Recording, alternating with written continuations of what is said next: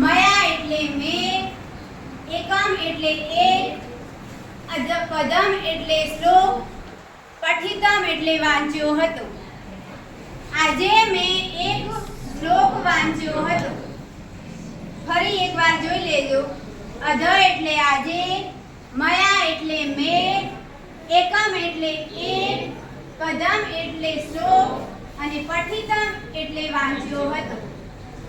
આજે મેં એક શ્લોક વાંચ્યો હતો.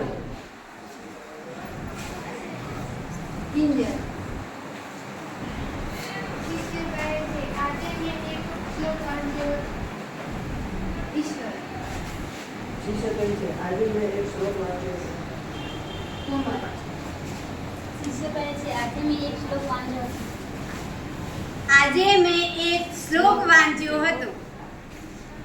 યશાંતિ મુદ્રા સ નર કુલીન સ એક વિદ્વાન ચ માનનીય સ એવ નેતા ચ રક્ષીયત સર્વે ગુણાઃ તામ અનુયંતિ લોકે. ય એટલે જેની, શ્યા એટલે પાસે, મુદ્રા એટલે મુદ્રા અને અસ્થિ એટલે છે. અસ્થિ મળ્યો. MINIUM એલ્યુમિનિયમ, જેમાં સિલિકોનનો SI અને એલ્યુમિનિયમનો A બંને ભેગા થઈને યંગ સ્તર બનાવે છે. એલ્યુમિનિયમ અને સિલિકાનું પ્રમાણ ભૂગર્ભમાં વધારે હોવાથી તેને સિલિકા નામે ઓળખવામાં આવે છે. આ સ્તરની સરેરાશ ઘનતા 2.75 થી 2.90 છે. તેની ઘનતા 2.75 થી સ્ટાર્ટ થાય છે અને 2.90 સાથે પૂરી થાય છે. ભૂમિખંડોની રચના શિયાળ થયેલી છે. ભૂમિખંડોની રચનામાં વધુ માત્રામાં શિયાળનો ઉપયોગ જ થાય છે. શિયાળની નીચે આવેલા સ્તરમાં સિલિકા અને મેગ્નેશિયમના તત્વો વિશેષ છે. શિયાળની નીચે જે આવરણ આવેલું છે તેમાં સિલિકા અને મેગ્નેશિયમ બંને વધુ માત્રામાં જોવા મળતા હોય છે. તેથી તેને સિલિકા મેગ્નેશિયમ પ્રથમ બે અક્ષરો CI અને MU પરથી આ સ્તર સાઈડમાં તરીકે ઓળખવામાં આવે છે. સિલિકા અને મેગ્નેશિયમ સંગ્રહ થાય છે તે માટે ભૂગર્ભ ટાંકાઓ અથવા વરસાદી પાણી જમીનમાં ઉતરે તેવી વ્યવસ્થા કરવી. જળ વ્યવસ્થાપન માટે નીચેના મુદ્દા ધ્યાનમાં રાખવી જોઈએ. બાગ બગીચા, વાહનો, શૌચાલયો તથા વોશ બેસિનોમાં વપરાતા પાણીનો કરકસર ઉપયોગ કરવો. લોક જાગૃતિ પેદા કરીને તથા જળ સંરક્ષણ અને તેના કુશળ વ્યવસ્થાપન સંબંધી દરેક પ્રવૃત્તિઓમાં લોક ભાગીદારી વધારવી. ઉપયોગમાં લેવાયેલ પાણીનો શક્ય હોય તો પુનઃ ઉપયોગ થાય તેવા પ્રયત્ન કરવા. જળાશયોને પ્રદૂષણથી બચાવવા. જળ સ્ત્રાવના બધા એકમો જેવા કે કુવા, ટ્યુબવેલ, ખેત તલાવડીઓ વગેરેનો ઉપયોગ વધારવો. ભૂમિગત જળનો ઉપયોગ કરતા એકમો પર દેખરેખ રાખવી. જળ સંચય સ્થળોની દુર્દશા અટકાવી તથા જળ પ્રદૂષણને અટકાવવા માટે પાણીના પાઇપોનું ઉત્કલન સમારકામ હાથ ધરવું. દરેક વિસ્તાર માટે એક સરખા ઉપાયો લાગુ પડી શકાય. કોઈ વૃષ્ટિ ક્ષેત્રે જળ સંસાધનોનો વિકાસ અને વ્યવસ્થાપન માટે સંબંધિત સ્થાનિક લોકોનો સહકાર લઈ તેમને એટલે કે જે જૂના જે લોકો હતા તે આરોગ્યનું પૂરેપૂરું ધ્યાન રાખતા, તેમને કોઈ બાબત સારી રીતે રાખતા. તે કોઈ ઘરમાં ક્યાંય કચરો કે પાણીનો વ્યવસ્થિત રીતે નિકાલ કરતા.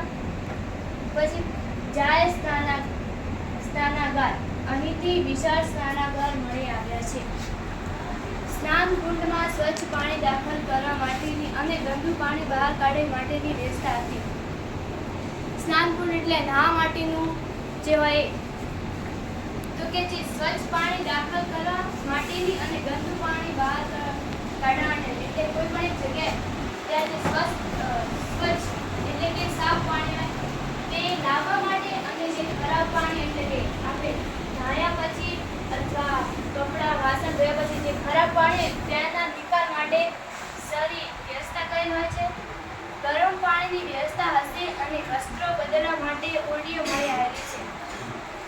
એટલે પાણી ગરમ કરવા માટે આપણે પાણી ગરમ ચૂલા અથવા સગડી પર કરીએ. એ રીતે એમના સમયમાં એવી રીતે કરતા ગરમ પાણી અને વસ્ત્રો બદલવા માટેની ઓરડીઓ, જે કપડાં બદલવા માટેની જે ઓરડીઓ હોય એ મળી આવે છે. ધાર્મિક પ્રસંગે અહીંના લોકો આ સ્નાનગર ઉપયોગ કરતા હશે. એટલે કે ધાર્મિક પ્રસંગ હોય એ સમયે જે લોકો છે એ બધા ધાર્મિક પ્રસંગ હોય ત્યાં બધા હોય એ પ્રમાણે એટલે કે એમના નહાવા માટેની પણ વ્યવસ્થા હતી હડપ્પા. એટલે કે સર જ્હોન માર્શલ અને કર્નલ મેકેના વડપણ નીચે ઈસવીસન 1921માં દયારામ સાહેની પંજાબમાં મોન્ટેગોમરી જિલ્લા આવેલા હડપ્પા પાસેથી ભારતીય સભ્યતા અતિ પ્રાચીન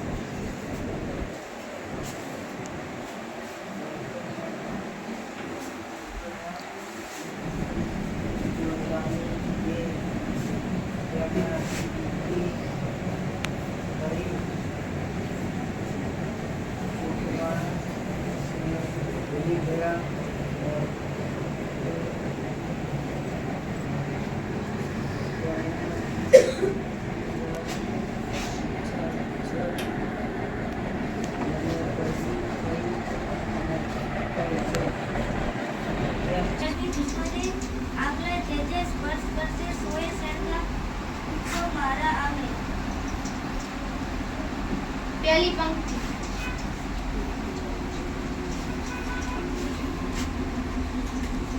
કયો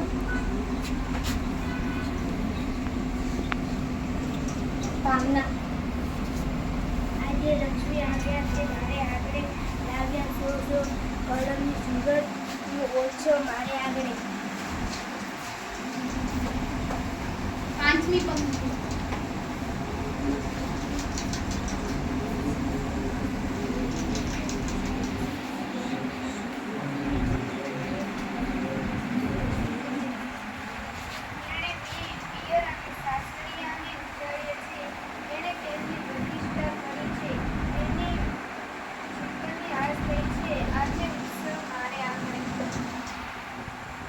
કઈઓમાં ઘણી પંક્તિઓનો જવાબ નથી દીધો.